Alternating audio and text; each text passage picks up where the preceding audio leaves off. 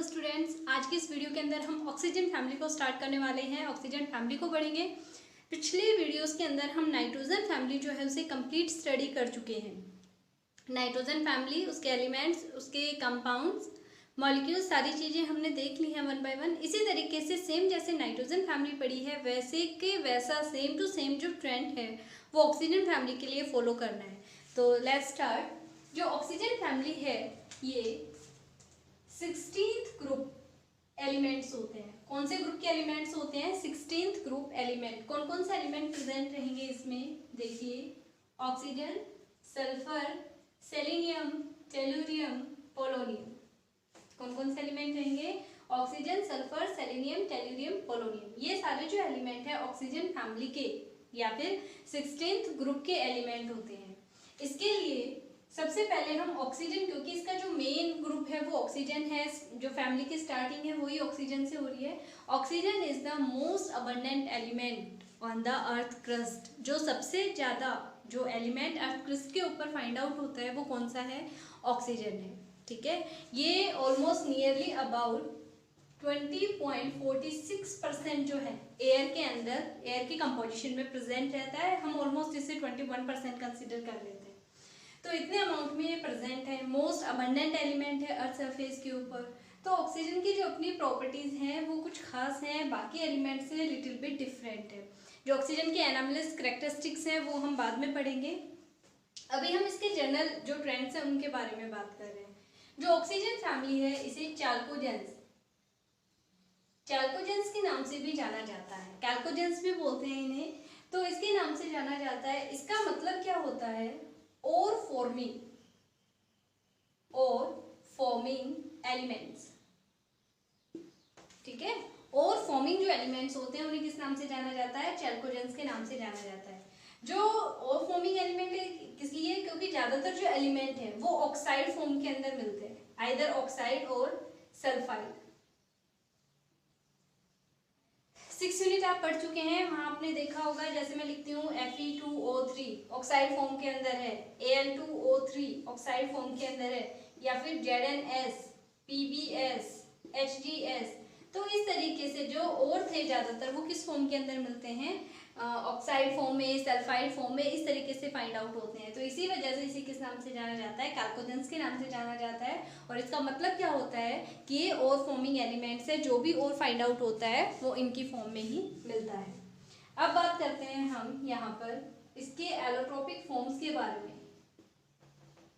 Allotropic forms, जो allotropic form है ये हम पहले भी देख चुके हैं, यहाँ मैं दोबारा बता देती हूँ। जैसे ऑक्सीजन है, अब ये नेटिव स्टेट के अंदर तो फाइंड आउट होता नहीं है। जैसे मान लो यहाँ पर एयर प्रेजेंट है तो उसमें एक सिंगल ऑक्सीजन जो है नेटिव फॉर्म के अंदर प्रेजेंट नहीं है। किस फॉर्म के अंदर प्रेजेंट है? ये O2 की फॉर्म में प्रेजेंट है। और आपने एक बहुत ही अच्छा एग्जाम्पल भी सुना होगा इसकी सेकेंड एलोट्रोपिक फॉर्म का। जो अर्थ है उसे ओजोन लेयर ने कवर अप किया हुआ है, सराउंड किया हुआ है, जो हमें अल्ट्रा वायलेट जो रेडिएशंस होती हैं उनके इफेक्ट से बचाता है। तो वो ओजोन भी क्या है? ऑक्सीजन का एलोट्रोपिक फॉर्म है। इसी तरीके से जो सल्फर है इसके भी बहुत सारे एलोट्रोपिक फॉर्म प्रेजेंट है। रोम्बिक सल्फर है, ऑर्थोरोम्बिक है, जो एक्लिप्स सल्फर है। तो बहुत सारे जो फॉर्म है वो प्रेजेंट है। हम सल्फर जब पढ़ेंगे तब डिटेल में बात करेंगे। तो इसका क्या मतलब है कि एलोट्रोपिक फॉर्म के अंदर प्रेजेंट रहता है, मीन्स ये सिर्फ एक सिंगल फॉर्म में प्रेजेंट नहीं रहता, नेटिव फॉर्म में प्रेजेंट नहीं रहता, मोर देन वन फॉर्म के अंदर, मॉलिक्यूलर फॉर्म के अंदर प्रेजेंट हो सकता है। ऑक्सीजन जो है हमें ऑब्टेन कैसे होता है? वेल नोन रिएक्शन, आप बचपन से पढ़ते आ रहे हैं। मैं यहाँ पे रिएक्शन लिख रही हूँ, क्या कोई देख के बताएगा आप में से?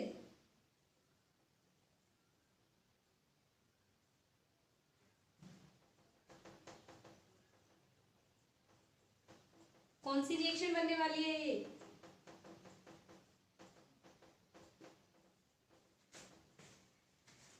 कार्बन डाइऑक्साइड और वाटर की प्रेजेंस में, वाटर इन दोनों की कंपोजिशन एक फिक्स अमाउंट के अंदर लेकर सनलाइट की प्रेजेंस में और क्लोरोफिल पिगमेंट की प्रेजेंस में जो प्लांट्स होते हैं वो अपना फूड तैयार करते हैं, जो कौन सा होता है? C6H12O6 यानी ग्लूकोज प्लस ऑक्सीजन जनरेट करते हैं। और ये जो ऑक्सीजन होती है इसे ही हम इनहेल के लिए यूज़ करते हैं, अपनी प्रॉपर जो रेस्पिरेटरी सिस्टम है वो हमारा इसी के ऊपर चलता है, ऑक्सीजन गैस के ऊपर। और ये कहाँ से मिलती है हमें? इस रिएक्शन के थ्रू मिलती है। यानी सबसे ज़्यादा जो ऑक्सीजन है वो तो इसी रिएक्शन के थ्रू जनरेट किया जाता है।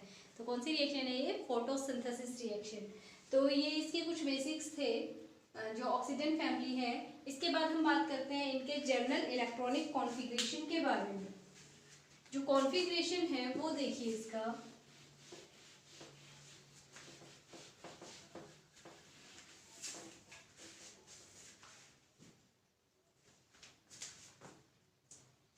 जनरल इलेक्ट्रॉनिक कॉन्फ़िगरेशन जो है वो ऑक्सीजन फैमिली का किस तरीके से रहेगा? 16th ग्रुप का NH2NP4 क्या रहेगा? NH2NP4 where N is equal to 2, 3, 4 and so on up to 7 तक चला जाएगा ये। ठीक है, कम से कम N की वैल्यू कितनी होनी चाहिए? 2 होनी चाहिए और उसके बाद ये आगे कंटिन्यू बढ़ता जाएगा। तो जनरल कॉन्फ़िगरेशन ये है। ऑक्सीजन का जो एटॉमिक नंबर होता है वो होता है 8 एटॉमिक नंबर है। इसका कॉन्फ़िगरेशन लिख के देखें कि जनरल कॉन्फ़िगरेशन सेटिस्फाई कर भी रहा है या नहीं। 1s2 2s2 2p4 देखना 8 इलेक्ट्रॉन हो गए, 2 2 4 और 4 8, यानी बिल्कुल ठीक है। जो जनरल इलेक्ट्रॉनिक कॉन्फ़िगरेशन है NH2NP4 वो ही इसका कॉन्फ़िगरेशन रहेगा। नाउ द ग्रुप जैसे जैसे मूव करते जाएंगे जो आउटमोस्ट इलेक्ट्रॉनिक कॉन्फ़िगरेशन है वो चेंज होता जाएगा। 3s2 3p4, यहाँ क्या आ जाएगा? 4s2 4p4, 5s2 5p4 और 6s2 6p4। इसका मतलब क्या है? डाउन द ग्रुप जब आप मूव कर रहे हैं तो उस टाइम के ऊपर क्या हो रहा है? धीरे धीरे करके जो नंबर ऑफ शेल्स है वो बढ़ती जा रही है। सेकंड, 3, थर्ड, 4, 5, 6 इस तरीके से। जो वैलेंस इलेक्ट्रॉन है इसके आउटमोस्ट कॉन्फ़िगरेशन के अंदर वो कितने प्रेजेंट है? 2 तो एस में है और 4 किस में है? पी के अंदर। यानी टोटल कितने हो गए? 6 वैलेंस इलेक्ट्रॉन इसके अंदर प्रेजेंट रहते हैं ऑक्सीजन के अंदर। तो अब अगर हम बात करें इनके ट्रेंड्स की तो देखिए किस तरीके से। सबसे पहले हम बात करते हैं साइज के बारे में। लेफ्ट टू राइट जब हम मूव करते हैं तो साइज के ऊपर क्या इफेक्ट पड़ता है, और डाउन द ग्रुप जब मूव करते हैं तो क्या इफेक्ट पड़ता है? लेफ्ट टू राइट जब मूव करते हैं तो साइज हमेशा क्या होता है? डिक्रीज होता है, क्योंकि नंबर ऑफ जो शेल्स है वो इंक्रीज नहीं होती, सिर्फ नंबर ऑफ इलेक्ट्रॉन इंक्रीज होते हैं। तो साइज क्या होता है? डिक्रीज चला जाता है। लेकिन जब भी हम डाउन द ग्रुप मूव करते हैं तो साइज हमेशा क्या होता है? इंक्रीज। किस रीजन की वजह से? क्योंकि न्यूक्लियर चार्ज तो बढ़ रहा है, एटॉमिक नंबर भी बढ़ रहा है, लेकिन साथ में नंबर ऑफ शेल्स जो है वो भी बढ़ती चली जाती है। तो जो साइज होता है वो क्या होता है? इंक्रीज होना शुरू हो जाता है। सेकेंड जो है आयनाइजेशन एंथैल्पी। आयनाइजेशन एंथैल्पी के ऊपर क्या इफेक्ट पड़ता है? देखिए ऑक्सीजन जो है ये इलेक्ट्रोनेगेटिव एलिमेंट है। मैं एक साथ ही कवर अप करवा रही हूँ यहाँ पे। ऑक्सीजन जो है वो इलेक्ट्रोनेगेटिव एलिमेंट है। अगर इलेक्ट्रोनेगेटिव एलिमेंट है तो क्या होगा? इलेक्ट्रॉन गेन एंथैल्पी इसकी कैसी रहेगी? जैसे देखिए हम इस तरीके से अगर कंसिडर कर रहे हैं boron, carbon, nitrogen, oxygen, fluorine, तो इस डायरेक्शन में जब हम मूव करेंगे तो जो आयनाइजेशन एंथैल्पी है वो हमेशा क्या होगी? इंक्रीज होगी, क्योंकि जैसे जैसे इलेक्ट्रोनेगेटिविटी बढ़ेगी। आयनाइजेशन एंथैल्पी क्या होती है? इलेक्ट्रॉन को बाहर निकालना। जो loosely bounded isolated gases atom के अंदर इलेक्ट्रॉन प्रेजेंट होता है उसे क्या करना होता है हमें? उसमें से जो शेल है उसके आउटरमोस्ट शेल उसमें से बाहर निकालना होता है। लेकिन ये इलेक्ट्रोनेगेटिव होने की वजह से ये तो किस चक्कर में रहते हैं? इलेक्ट्रॉन लेने के चक्कर में रहते हैं। और हम क्या कर रहे हैं? ऐसे इलेक्ट्रॉन निकालने की कोशिश कर रहे हैं, तो बहुत ज़्यादा अमाउंट में एनर्जी देनी पड़ेगी तब जाके अपने इलेक्ट्रॉन को देगा। लेकिन डाउन द ग्रुप जो मूव करते हैं, यानी इस फैमिली के अंदर डाउन द ग्रुप जो मूव करेंगे तो जो आयनाइजेशन एंथैल्पी है वो क्या होगी? डिक्रीज हो जाएगी, जो आयनाइजेशन एंथैल्पी है। क्लियर? इसके बाद इलेक्ट्रोनेगेटिविटी, जो second electronegative most electronegative element है वो ऑक्सीजन होता है। इस डायरेक्शन में जैसे जैसे मूव करते हैं वैसे वैसे इसकी जो साइज है वो डिक्रीज होने लग जाता है और जो इलेक्ट्रोनेगेटिविटी है वो इंक्रीज होती चली जाती है। Electron gain enthalpy, electron gain enthalpy, electron gain enthalpy पे क्या इफेक्ट पड़ेगा? देखिए जो इलेक्ट्रॉन गेन एंथैल्पी है वो ऑक्सीजन की लेस नेगेटिव रहती है as compare to fluorine. Fluorine के बिल्कुल पास में प्रेजेंट है, जो हेलोजन फैमिली होती है, तो उसके कंपैरिजन में इसकी लेस नेगेटिव होती है। किस रीजन की वजह से? जैसे देखिए जो ऑक्सीजन है अब ये क्या करता है? O नेगेटिव और O2 नेगेटिव। इसे अपना ऑक्टेट, इसके पास जो वैलेंस इलेक्ट्रॉन है वो 6 है, अगर इसे 2 इलेक्ट्रॉन और मिल जाए तो ये क्या होगा, फुल्ली फिल्डेड कॉन्फ़िगरेशन हो जाएगा, इसका ऑक्टेट कंप्लीट हो जाएगा। तो ये क्या करता है, 2 इलेक्ट्रॉन लेने के चक्कर में रहता है। तो जो इलेक्ट्रॉन गेन एंथैल्पी है वो यहाँ पर फर्स्ट इलेक्ट्रॉन गेन एंथैल्पी देनी पड़ेगी हमें, और यहाँ पर कौन सी देंगे, सेकंड इलेक्ट्रॉन गेन एंथैल्पी, 2 होती है। तो जिस वजह से क्या रहता है, ये थोड़ा सा नेगेटिव, जो इसकी जो इलेक्ट्रॉन गेन एंथैल्पी की वैल्यू होती है वो लेस नेगेटिव होती है। इसके बाद नेक्स्ट देखिए, वैसे आयनाइजेशन एंथैल्पी के अंदर भी आप सेम ट्रेंड को फॉलो कर सकते हैं कि नाइट्रोजन और ऑक्सीजन जो है इन दोनों में कंपेयर करवाया जा सकता है। नाइट्रोजन में से जब एक इलेक्ट्रॉन जाएगा तो उस टाइम के ऊपर जो नाइट्रोजन होता है इसका कॉन्फ़िगरेशन रहता है 2s2 2p3, exactly half fielded है, पीजो ऑर्बिटल है। तो फर्स्ट आयनाइजेशन एंथैल्पी जो होती है, फर्स्ट आयनाइजेशन एंथैल्पी जो होती है वो इसकी बहुत ज़्यादा रहती है नाइट्रोजन की एज कम्पेयर टू ऑक्सीजन, क्योंकि ऑक्सीजन के पास 2s2 2p4 कॉन्फ़िगरेशन रहता है। जब ये O पॉजिटिव के अंदर कन्वर्ट होगा तो किस में कन्वर्ट हो जाएगा, 2s2 2p3 के अंदर। एक इलेक्ट्रॉन देने के बाद जो p ऑर्बिटल है वो इसका एक्स्ट्रा स्टेबल हो जाएगा, एक इलेक्ट्रॉन अगर इसने दे दिया तो कई बार ये पूछ लेते हैं among nitrogen and oxygen which one has first greater ionization enthalpy. तो जो फर्स्ट आयनाइजेशन एंथैल्पी होती है वो एक्सेप्शनली जो नाइट्रोजन होता है इसकी ज़्यादा रहती है एज कम्पेयर टू ऑक्सीजन। क्यों, आप बताएंगे, जो नाइट्रोजन होता है वो एग्जैक्टली हाफ फिल्डेड कॉन्फ़िगरेशन के अंदर रहता है, जिस रीजन की वजह से जब फर्स्ट इलेक्ट्रॉन इसमें से एलिमिनेट आउट करवाया जाता है तो एनर्जी बहुत ज़्यादा अमाउंट में देनी पड़ती है, जबकि इसके पास ना तो फुल्ली फिल्डेड कॉन्फ़िगरेशन है, ऑक्सीजन के पास ना ही एग्जैक्टली हाफ फिल्डेड कॉन्फ़िगरेशन है। तो ये क्या करेगा, जैसे ही एक इलेक्ट्रॉन देगा हाफ फिल्डेड कॉन्फ़िगरेशन में कन्वर्ट हो जाएगा। तो हमेशा जो फर्स्ट आयनाइजेशन एंथैल्पी है वो किसकी ज़्यादा रहेगी, नाइट्रोजन की ज़्यादा रहेगी as compare to oxygen. Clear. कुछ एक ट्रेंड्स और हैं वो भी अभी बता देती हूँ मैं आपको साथ में। ये कुछ एक प्रॉपर्टीज़ और हैं जो आपको स्टडी करनी है। फर्स्ट देखिए इलेक्ट्रोनेगेटिविटी, इसके बारे में हमने अभी बात की थी। जो इलेक्ट्रोनेगेटिविटी होती है सेकंड मोस्ट इलेक्ट्रोनेगेटिव एलिमेंट होता है ऑक्सीजन जो है, और इसकी इलेक्ट्रोनेगेटिविटी कितनी रहती है, 3.5 रहती है, जबकि फ्लोरीन मोस्ट इलेक्ट्रोनेगेटिव होता है in the whole periodic table, और उसकी इलेक्ट्रोनेगेटिविटी की वैल्यू कितनी होती है, 4 होती है। तो 4 है और इसकी कितनी है, 3.5। तो ये सेकंड मोस्ट इलेक्ट्रोनेगेटिव एलिमेंट होता है। किस रीजन की वजह से, इसका जो साइज होता है वो बहुत ही ज़्यादा स्मॉल रहता है ऑक्सीजन का, और दूसरा जो चार्ज होता है वो काफ़ी ज़्यादा रहता है। तो ये कुछ एक फैक्टर है। वैकेंट डी ऑर्बिटल इसके पास प्रेजेंट नहीं रहता, वो एब्सेंट रहता है। ये कुछ एक फैक्टर हैं जो इलेक्ट्रोनेगेटिविटी को इंक्रीज करवा देते हैं। इसके बाद बात करते हैं नॉन मेटेलिक करेक्टर की। जैसे जैसे डाउन द ग्रुप हम मूव करेंगे वैसे वैसे मेटेलिक करेक्टर हमेशा इंक्रीज होता जाता है। स्टार्टिंग के ये जो 2 एलिमेंट है ये प्योरली नॉन मेटेलिक है। प्योरली कैसे रहेंगे, नॉन मेटेलिक नेचर के रहेंगे। ऑक्सीजन गैसेस फॉर्म के अंदर प्रेजेंट रहती है, मेटेलिक नहीं है वो, सल्फर भी नहीं है। ये जो दोनों रहते हैं ये मेटेलॉइड रहते हैं। ओके, क्या रहेंगे, मेटेलॉइड्स। इसी वजह से इन्हें एज ए सेमीकंडक्टर भी यूज किया जाता है। किस तरीके से यूज करते हैं, एज ए सेमीकंडक्टर। जो पोलोनियम होता है ये मेटेलिक जो करेक्टर है उसे शो कर देता है, और इसके लेकिन ये कैसा रहता है, रेडियो एक्टिव नेचर का रहता है। कैसा रहेगा, रेडियो एक्टिव। और इसकी जो हाफ लाइफ होती है वो कितनी रहती है, 13.8 डेज होती है ये। ठीक है, तो इसकी जो हाफ लाइफ होती है वो बहुत ही कम रहती है, और ये मेटेलिक नेचर का होता है, लेकिन क्या है, रेडियो एक्टिव रहता है। सेलेनियम और टेल्यूरियम मेटेलॉइड रहते हैं, इसी वजह से इन्हें एज ए सेमीकंडक्टर यूज किया जाता है। इसके बाद बात करते हैं मेल्टिंग और बॉइलिंग पॉइंट। देखिए मेल्टिंग और बॉइलिंग पॉइंट जो है वो फोर्स ऑफ अट्रैक्शन के ऊपर डिपेंड करता है। ऑक्सीजन जो है वो बहुत ज़्यादा स्मॉल साइज का है, इनके अंदर कोई दूसरा फोर्स जो है वो काम कर नहीं रहा, सिर्फ कौन से फोर्स काम करेंगे, वंडरवाल फोर्सेस ऑफ अट्रैक्शन। और ये कैसे काम करते हैं, साइज जितना ज़्यादा बड़ा होगा वंडरवाल फोर्स ऑफ अट्रैक्शन भी उतना ही ज़्यादा रहेगा।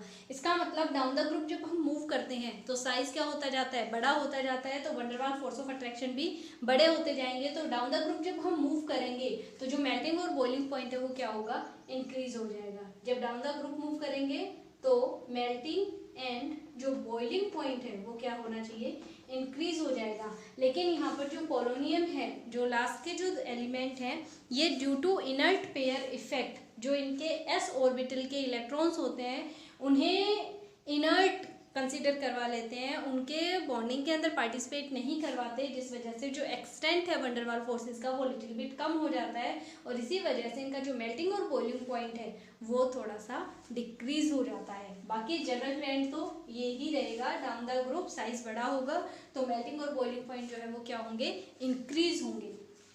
अब बात करते हैं हम एलिमेंटल स्टेट की। जो ऑक्सीजन होता है ये O2 की फॉर्म के अंदर एग्जिस्ट करता है, यानी किस फॉर्म के अंदर है, डायटोमिक फॉर्म के अंदर है, डायटोमिक रहेगा। इसके अलावा जितने भी एलिमेंट बच गए वो ऑक्टा एटोमिक फॉर्म के अंदर एग्जिस्ट करेंगे, जैसे S8 है, Se8 है, इस तरीके से ऑक्टा एटोमिक फॉर्म के अंदर ज़्यादा स्टेबलाइज रहते हैं।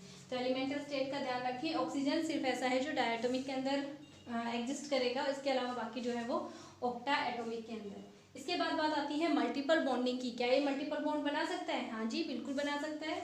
आपने देखा है ना, CO2 जो कार्बन और ऑक्सीजन होता है इसके बीच में मल्टीपल बॉन्ड प्रेजेंट रहता है। जो ऑक्सीजन है वो सिर्फ कौन सा बॉन्ड बनाएगा, p मल्टीपल बॉन्ड बनाएगा, क्योंकि ये बहुत ही स्मॉल साइज का रहता है, वैकेंट d ऑर्बिटल इसके पास प्रेजेंट नहीं होता, सिर्फ p ऑर्बिटल प्रेजेंट रहता है और हाईली इलेक्ट्रोनेगेटिव होता है, इस वजह से ये सिर्फ p मल्टीपल बॉन्ड बना सकता है। लेकिन इसके अलावा जितने भी एलिमेंट हैं ऑक्सीजन फैमिली के, ऑक्सीजन को छोड़ के वो सारे क्या कर सकते हैं, d p multiple bond easily बना सकते हैं। जैसे देखिए जो सल्फर है CS2, इस तरीके से जैसे CO2 बनाते हैं ना, सेम ऐसे ही CS2 जो है ये बना लेगा। यहाँ पे डबल बॉन्ड बना रखा है इसने। तो इस तरीके के और भी बहुत सारे कंपाउंड हैं जो ये फॉर्म करते हैं। तो ये मल्टीपल जो बॉन्डिंग है उसे शो इजीली कर देते हैं। जो एलिमेंटल स्टेट है ना, इसके अंदर जो सल्फर होता है वो ऑक्टा एटॉमिक फॉर्म के अंदर है, ये क्राउन शेप स्ट्रक्चर बनाता है। आप देखेंगे, वैसे तो हम बाद में डिटेल में भी पढ़ेंगे, लेकिन अभी देख लीजिए एक बार। इस तरीके की स्ट्रक्चर होती है इसकी। देखिए 1 2 3 4 5 6 7 8 टोटल जितने हैं 8 सल्फर प्रेजेंट है, और मैंने यही कहा था कि ऑक्टा एटॉमिक फॉर्म के अंदर ये प्रेजेंट रहता है। तो ये क्राउन शेप जो है एक स्ट्रक्चर फॉर्म करता है जो कि ऑक्टा एटॉमिक होती है। इसके बाद बात करते हैं हम कैटिनेशन की। कैटिनेशन का क्या मतलब है कि self linking power, self linking property. जो सेल्फ लिंकिंग प्रॉपर्टी होती है वो इन सारे एलिमेंट्स के अंदर फाइंड आउट होती है। ऑक्सीजन के अंदर जो कैटिनेशन प्रॉपर्टी है ये सबसे कम रहती है, डायटोमिक या फिर सिर्फ ट्राइएटोमिक ही रहता है ये, जबकि बाकी ऑक्टा एटॉमिक फॉर्म के अंदर आ रहे हैं तो ऑब्वियसली इनकी जो सेल्फ लिंकिंग प्रॉपर्टी है वो काफ़ी हाई रहती है। तो ऑक्सीजन की जो कैटिनेशन पावर है, सेल्फ लिंकिंग की, खुद के ही एलिमेंट के साथ बॉन्ड बनाने की जो पावर है वो थोड़ी सी कम होती है ऑक्सीजन में। उसके अलावा जितने भी एलिमेंट बच गए उनके पास अच्छी खासी सेल्फ लिंकिंग प्रॉपर्टी रहती है, कैटिनेशन प्रॉपर्टी प्रेजेंट रहती है, जिस वजह से ये एक लॉन्ग चेन फॉर्म में या सर्कुलर साइक्लिक फॉर्म के अंदर जो कंपाउंड्स होते हैं उन्हें ईजिली बना लेते हैं। तो ये कंप्लीट इन्फॉर्मेशन थी, जो जनरल कैरेक्टरिस्टिक्स थे, आपकी प्रॉपर्टीज थी ऑक्सीजन फैमिली की, वो आज इस लेक्चर के अंदर हमने कंप्लीट कर ली है। नेक्स्ट जो भी पढ़ेंगे हम इसके बारे में वो आपको नेक्स्ट वीडियो के अंदर बताया जाएगा। टिल देन आप इसे अच्छे से पढ़ें, रिवाइज करें और अपने नोट्स के अंदर इंक्लूड करें।